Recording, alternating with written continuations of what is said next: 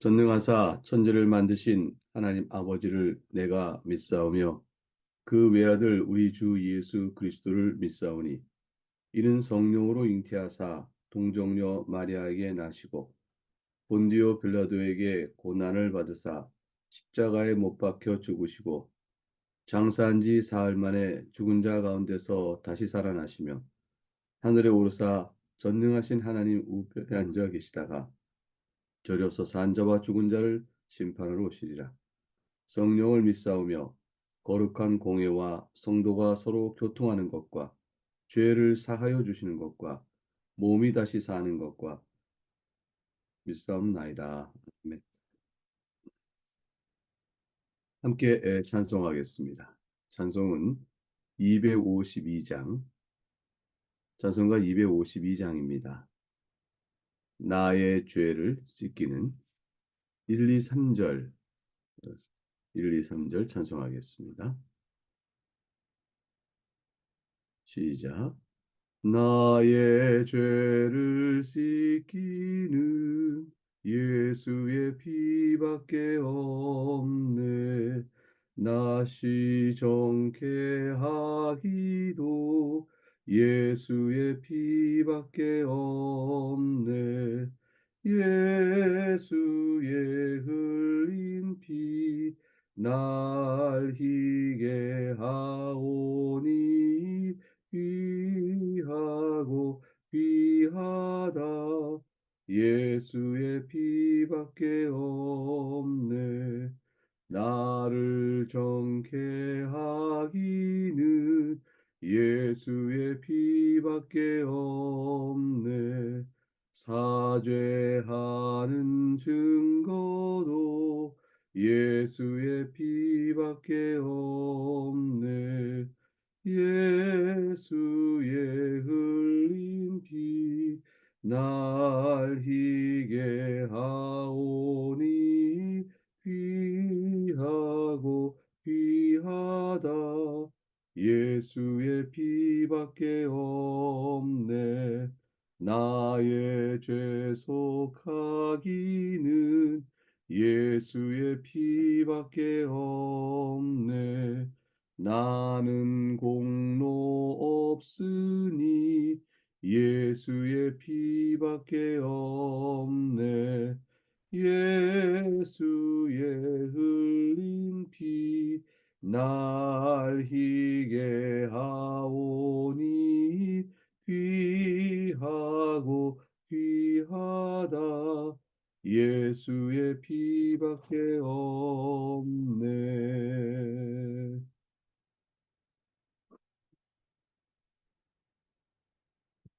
오늘 함께 살필 복된 하나님의 말씀은 사도행전 4장, 사도행전 4장 13절에서 31절까지 말씀입니다. 사도행전 4장 13절 31절까지 말씀. 본문의 말씀은 내용 잠깐 논의한 중간에 살펴보도록 하겠습니다. 우리는 4장은 3장에서 나타난 이적 사건과 관련해서 어, 사내들인과 또 유대의 종교자들이 베드로의 설교와 충돌한 사태를 보여주고 있는 대목이죠. 이제 베드로가 하나님의 능력으로 나면서부터 걷지 못한 사람을 치유했습니다. 그리고서 이 사건을 근거로 베드로는 예수 그리스도의 부활을 설교하기 시작했습니다. 복음이 선포되어진 것이죠. 이 말을 견디지 못했던 사내들인 유대 종교자들의 최고 의결기관인 사내들이 사도들을 이제 박해하게 됩니다. 왜냐하면 무시할 수 없는 것이 사도들의 부활 복음에 대한 전도로 말미암아 선포로 말미암아 무려 남자만 5천 명까지 이르게 되어지는 대전도의 사건이 이루어집니다. 이것은 당시 예루살렘 인구가 약 3만이라고 생각했을 때 남녀 포함 3만이었을 때 절반의 남자 인구가 15,000이라 하면 겨우 5천 명에 이르게 되는 사람까지 그리스도를 믿었다. 사도 베드로의 설교를 듣고 죽은 자의 부활을 믿었다. 이렇게 되어졌으니 그 수가 어마어마했던 것이죠. 결국은 이것을 견디지 못했던 관리들과 장로들과 서기관들은 사도 바울을 가운데 세워놓고 체포해 놓고 묻습니다. 무슨 권세와 누구의 이름으로 이 일을 하였느냐. 질문의 의도가 이미 선한 하나님의 일이 아니고 악한 영, 귀신의 힘이 아니냐. 예수님을 향해서도 귀신을 내쫓으실 때 귀신 왕인 바알세불의 힘을 입어서 그랬다라고 저들이 어, 해석하고 중상했던 것처럼 사도들의 사역도 그렇게 했습니다. 여기는 굉장히 저들의 의식 속에 하나님은 우리 편이고 우리가 하는 일이 고 하나님이다 라는 식의 전제가 있는 것이죠. 그러니 사도들, 심지어 예수님께서 행하신 일들은 하나님이 이룰 수가 없는 것입니다. 자신들이 가지고 있던 신학, 오로지 이제 의인이 하는 나라가는 것이고 죄인을 불러 구원하시는 일은 없는 것이고 죽은 자의 부활은 없다. 사두개인들 그렇게 생각했습니다.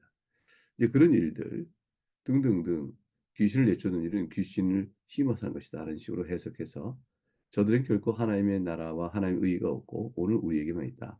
라는 사실을 강조하고 싶었던 것이죠.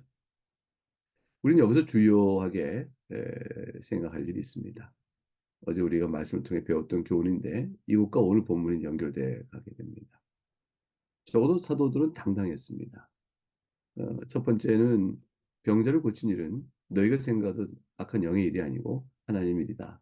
이 사실을 선포한 것이고요. 그런 너희가 예수님을 죽이지 않은가. 그러나 하나님은 그를 살리셨다. 예수님은 이제 하나님 살리셨다는 것은 하나님의 능력으로 사셨다는 것이고 그 하나님의 능력은 예수 그리스도 본인의 능력이기도 합니다.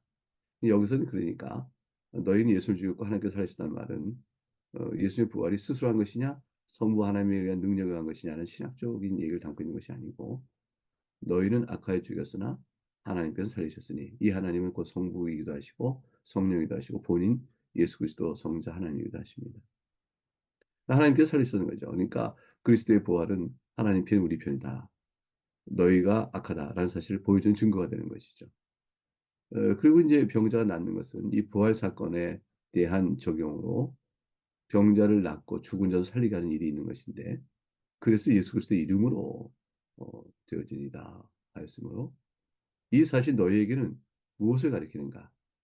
바로 너희는 예수님을 하찮은 돌로 여겼으나 그러나 하나님은 그를 살리셔서 바로 진 모퉁이 머릿돌로 삼으셨으니 하나님 나라가 그리스도로 말미암아 세워진다라는 사실을 선포하게 되어집니다.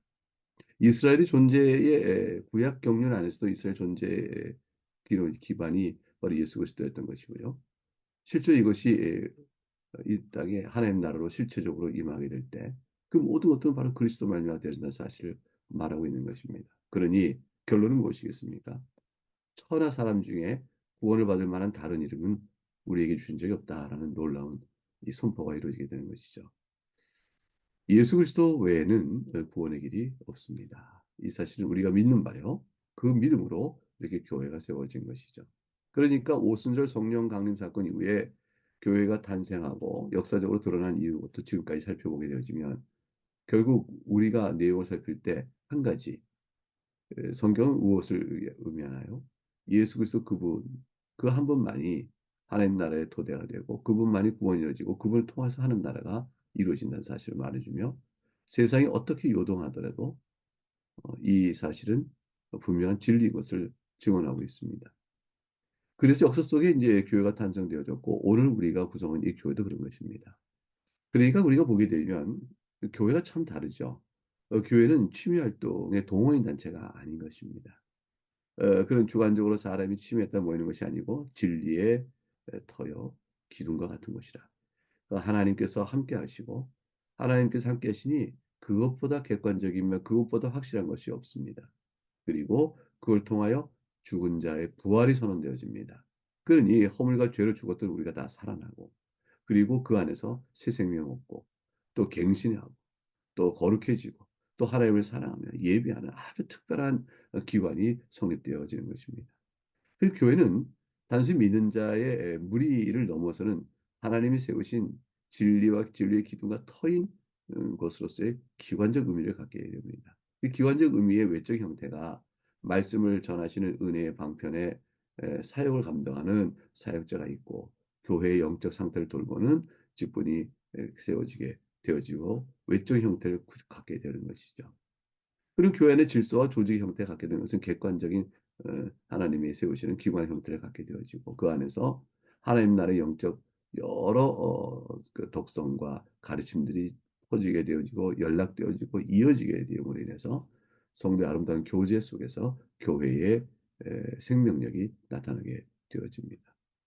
이 분명한 이 사실이 우리가 알고 있는 교회가 무엇인가 하는 것을 보여주는 대역사적 사건인 것이죠.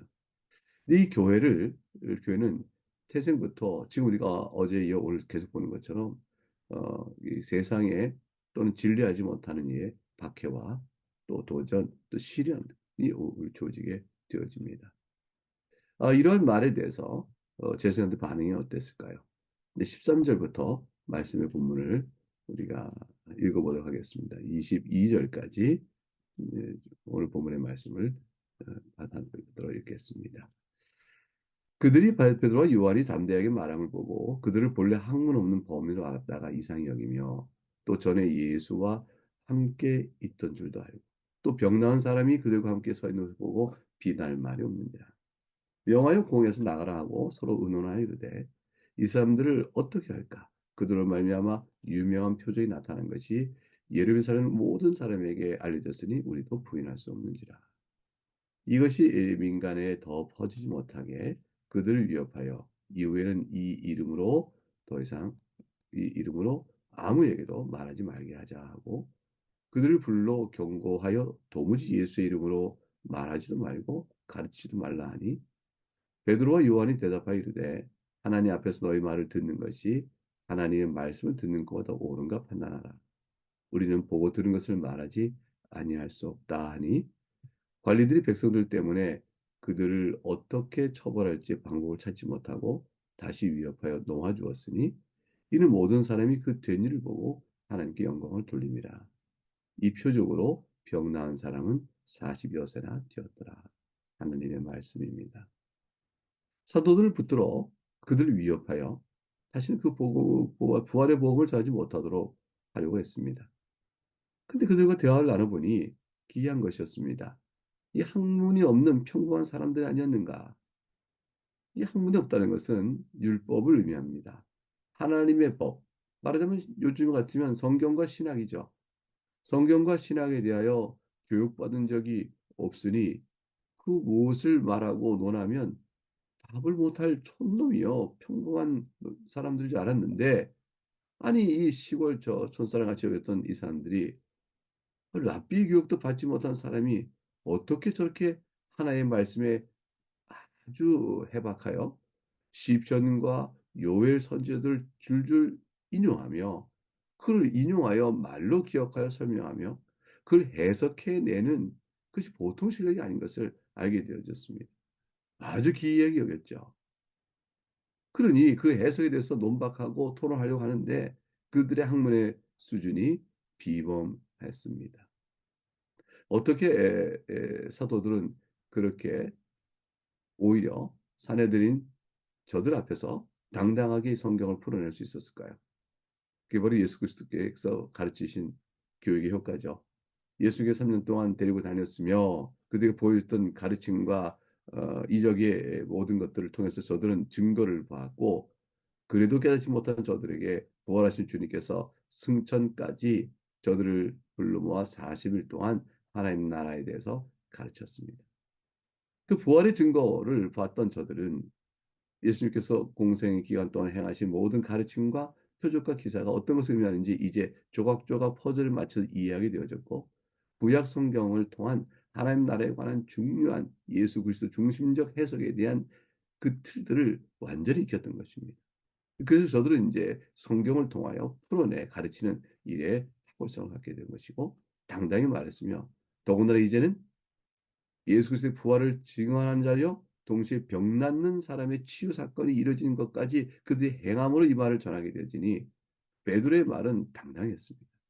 그 저들은 베드로를 실문할 말을 찾지 못하게 되었습니다. 결국 저들의 대응책은 협박뿐이었습니다. 말하지 말라는 것이죠. 그러나 표적이 널리 알려졌고 부인할 수 없는 사실이니 이거를 단지 말라지 말하고 협박을 하고 더 이상 퍼지지 않기를 바라는 것뿐이었습니다. 그러나 이것은 분명한 구체적인 사건이니 그 병 나은 사람이 나이가 45살이 되었다 하는 것은 아무도 보이지 못할 그 특별한 사건이었다는 사실을 말하고 있죠. 모든 사람이 이 되어진 일을 통하여 하나님께 영광을 돌렸다라는 사실을 밝힘으로 인해서 저들은 어떻게 처벌할 방법을 하지 못하고 전전긍긍하게 되어집니다. 이쯤 되어지면 저들 내부에서 하나님 나라가 저들과 함께 있는 것이고 우리가 틀린 것이 아니겠는가. 우리가 주 예수 그리스도를 정말 불법한 자의 손을 빌어 우리가 죽였구나. 빌라도의 손을 빌어 우리가 하나님이 보내신 메시아를 죽였구나 하고 자기들의 성경 해석을 돌이켜보고 사도의 가르침을 듣고 이적과 표적에 대한 사실의 증거를 확인하고 더군다나 그리스도의 부활에 관한 얘기도 믿고 이 병자를 직접 낫게 했던 사도들의 능력도 믿고 모든 사람이 다 알려진 사실이니까 말이죠. 객관적 증언이 있고 성경 해석에 대한 탁월성이 있었으니 그걸 통해 믿고 나와야 할 것이 아니겠습니까? 그런데 저들은 오히려 교회를 비판한 것입니다. 사도들이 혓바닥 굴복하지 않았습니다. 왜냐하면 그들은 진리에 대한 확신과 증거를 갖고 있기 때문이죠. 이제 저들이 유명한 말씀을 했죠. 하나님 앞에서 너희 말을 듣는 것보다 하나님의 말 듣는 것이 더 옳은 것이 아니느냐 이 말을 했습니다. 하나님 앞에서 너희 말을 듣는 것이 하나님의 말씀 듣는 것보다 더 옳은가? 너희 스스로 판단하라. 그리고 이렇게 말하며 단순한 주관적 확신범이 아닙니다. 우리는 보고 들은 것을 말하지 아니할 수 없다. 객관적 사실이요 진리에 대한 확신이죠. 사랑하는 교우 여러분, 우리가 믿는 믿음이 아마 그러면 더 나을 거 아닐까? 그렇다고 치자. 그게 더 좋을 것 같아. 이렇게 하는 것이 아닙니다. 우리가 혹시 알아? 세상을 떠나면 정말로 하나님 앞에 심판이 이른다고 되어 있는 말씀대로 되어질지 모르잖아. 그러니까 우리가 이렇게 믿어두는 게 더 낫지. 이렇게 되어진 것이 아닙니다. 우리 믿는 바는 보고 들은 것입니다. 무엇을 보았습니까? 무엇을 들었죠? 성경에 기록된 사도들이 그 당시 역사 사실 다 보고 들었습니다. 그들의 보고 들은 것 증언을 우린 보고 읽습니다. 그리고 보고 읽은 다음에 보고 읽고 나서 그리스도 앞에 죄와 허물로 죽었던 우리가 새 생명 얻고 새로 갱신되어지며 주의 복음에 진리하여 이렇게 지켜왔던 교회 역사를 우린 보고 들었습니다. 그리고 지금 우리는 우리 서로를 보고 듣고 있습니다. 그리고 서로 보고 들으면서 우리 안에 역사하고 있는 성령의 은혜를 받습니다. 우리는 주 앞에서 엎드려 기도합니다. 기도함으로 하나님께 살아계셔서 내 삶을 인도하시는 그 선한 손길을 알게 되어집니다. 구체적인 삶에 대한 필요를 따라 응답도 주시고요. 또는 그 모든 기도 속에서 우리의 생각과 마음이 하나님 앞에 있게 하심으로 인해서 합력하여 선을 이루시는 구원의 역사가 우리 가운데 이루어지고 있음을 우리가 알게 되어집니다. 우리는 눈물이 있는 자들이고 회개가 있는 자고 죄가 뭔지 아는 자들이며 우리 거룩한 하나님의 말씀의 신령함을 아는 자들입니다. 하나님의 신령함을 아는 거죠. 거룩한 교회. 그리고 복된 하나님의 말씀. 그 말씀에 주고는 기쁨과 달콤함. 그리고 하나님과 교제의 영광스러움. 이것들을 우리가 알게 되었습니다. 사랑하는 교회 여러분, 우리가 우리 마음에 갖고 있는 욕심과 탐심이 있죠. 그것들을 우리 몸과 삶을 맡기고 살아갔을 때 인생이 얼마나 비참하고 또 슬프며 또 번뇌하며 곤고한가를 우리는 너무 잘 압니다. 왜 그럴까요? 거룩하신 하나님의 말씀으로 새 생명 얻어 하나님 나라의 백성을 살아가는 일이 얼마나 복된 것인가를 알게 되기 때문입니다. 객관적인 것입니다. 우리는 주관적 느낌이 있는 거 아니지나 우리가 서로 안에서 나타나는 성령의 일의 역사를 보고 있는 것입니다. 교회가 바로 그것입니다. 교회는 세상으로부터 박해와 또 핍박을 이렇게 받습니다. 그러나 우리는 보고 들은 바를 말하지 않았었고 하나님의 말씀 듣는 것이 더 옳다는 사실 앞에 우리는 저들에게 세상에 외칠 수가 있습니다. 이제 남은 본문 23절 31절 말씀을 봉독하겠습니다. 하나님의 말씀입니다. 사도들이 노임에 그 동료에게 가서 제사장들과 장로들의 말을 다 알리니 그들이 듣고 한 마음으로 하나님께 소리를 높이 이르되 대주제여 천지와 바다와 그 가운데 만물을 지으시니요 또 주의 종 우리 조상 다윗의 입을 통하여 성령으로 말씀하시기를 어찌하여 열방이 분노하며 족속들이 허사를 경영하였는고 세상의 군왕들이 나서며 관리들이 함께 모여 주와 그의 그리스도를 대적하도다 하신 이로소이다. 과연 헤롯과 본디오 빌라도는 이방인과 이스라엘 백성과 합세하여 하나님께서 기름 부으신 거룩한 종 예수를 거슬러 하나님의 권능과 뜻대로 이루려고 예정하신 그것을 행하려고 이 성에 모였나이다. 주여 이제도 그들의 위협함을 굽어보시고 또 종들로 하여금 담대히 하나님의 말씀을 전하게 하여 주시오며 손을 내밀어 병을 낫게 하시옵고 표적과 기사가 거룩한 종 예수의 이름으로 이루어지게 하옵소서 하더라. 빌기를 다음에 모인 곳이 진동하더니 우리가 다 성령이 충만하여 담대히 하나님의 말씀을 전하니라. 하나님의 말씀입니다. 이런 박해 상황 속에서도 사도들은 이렇게 했습니다. 찬송을 올렸습니다. 교회는 세상으로부터의 박해에도 불구하고 하나님께 찬송 올립니다. 찬송의 내용은 이것이죠. 대주제여 천지와 바다와 그 가운데 만물을 지으신 이시여 우리가 주님을 찬송합니다. 그리고 시편 2편의 1절과 2절을 인용하여 다윗이 받은 핍박이 바로 교회가 세상으로부터 받는 핍박인 것을 빗대어 찬송하였습니다. 즉 세상이 교회를 어떻게 대하는가에 대한 원리를 알고 있는 것이죠. 그러니 두려울 바가 없는 것입니다. 그래서 그들은 말합니다. 세 번째로 교회에 대한 박해가 바로 무엇을 말하는가? 곧 예수 그리스도를 대적하는 것이다. 그리고 말하기를 이제 이렇게 또한 말합니다. 먼저 하나님께서 기름 부으신 거룩한 종 예수를 거슬러 헤롯과 본디오 빌라도는 이방인과 이스라엘 백성과 합세하여 저들이 힘을 모았습니다. 시편 2편에 대한 적용이죠. 그 이성이 이들이 합사에 모인 것은 이미 권능의 하나님께서 정하신 뜻을 이루려 한 것이니 하나님께서 이미 정하신 뜻을 이루었으므로 교회가 무엇을 두려워하겠습니까? 라는 것입니다. 그러므로 이제 간구가 세 가지가 이루어집니다. 저 세상의 위협으로부터 우리 교회를 보호하여 주시옵소서. 주께서는 작정하신 뜻대로 역사를 이루시니 그러하실 줄 있는 분이요. 그 전능하신 능력과 지혜를 따라서 신실하게 교회를 보호해 주실 것입니다. 두 번째, 우리가 그러한 보호 가운데서 하나님의 말씀을 전하게 하여 주옵소서. 하나님 나라를 선포하는 일을 게을리하지 않고 그것을 위하여 교회가 존재하는 것이죠. 그리고 세 번째, 그 말씀의 증거를 저들이 알 수 있도록 안전벨기를 취한 사건과 같은 표적과 기사가 나타날 수 있게 하여 주옵소서. 요컨대 모든 일을 합력하여 주 거룩한 종 예수 그리스도의 이름을 전파할 수 있게 하여 주시옵소서. 이게 기도였습니다. 사랑하는 교회 여러분, 우리 교회는 결국 그것입니다. 세상의 어떤 방해와 또 박해에도 불구하고 우리는 하나님의 말씀을 전하여 하나님의 능력의 역사가 우리 가운데 임함으로 사람이 바뀌는 것이죠. 그리고 거룩한 종 예수 그리스도의 이름을 전파하는 놀라운 일이 있게 하여 주시옵소서. 그렇게 보게 되면 예수 그리스도를 모르던 분이 복음을 듣고 그리스도 앞에 나와 이렇게 세상 신앙을 갖게 되어지고 또 신앙을 갖다 하나 그 신앙의 기초가 매우 빈약하고 흐리며 어둡고 또 비진리 가운데 있고 오류 가운데 허다 있는 자가 하나님의 말씀을 통하여 바로 서게 되어짐으로 그리스도 아는 자가 되어진다는 일은 교회가 해야 될 가장 중요한 사역이며 그걸 통하여 우리 가운데 신앙의 덕목들이 나타나고 하나님 나라의 안에서의 성도의 교제가 나타나게 되어지는 것이죠. 그것을 통하여 교회는 역사 속에 죽으실 때까지 존재하는 것이고 우리가 바로 그 교회의 지체로 일원으로 그 영광스러운 자리에 속하여 이렇게 한 인생을 살아가는 것입니다. 마지막 본문 31절에 기도가 마칠 때 모인 것이 진동하였다라고 되어 있는데 역사가 나타났죠. 우리 그들의 기도가 연락되었다는 것입니다. 사도들은 성령에 충만하게 됩니다. 복음의 전도를 넉넉히 가르칠 만한 지식과 능력을 받게 되어집니다. 그리고 하나님의 말씀을 전함으로 교회는 시작되고 오늘까지 이루어지고 있다라고 말할 것입니다. 사랑하는 교회 여러분, 이와 같은 모든 주님께서 연약한 교회, 예수님께서 승천하신 후에 사도들, 어부였던 그들 몇이 남아있는 상황 속에서 교회를 이루어가기 시작합니다. 하나님께 강력한 손길로 말씀의 능력, 또 표적과 기사 이런 것으로 하여 그들의 복음의 전포의 진리됨을 증거해 주셨습니다. 도와주셨습니다. 함께 하셨죠.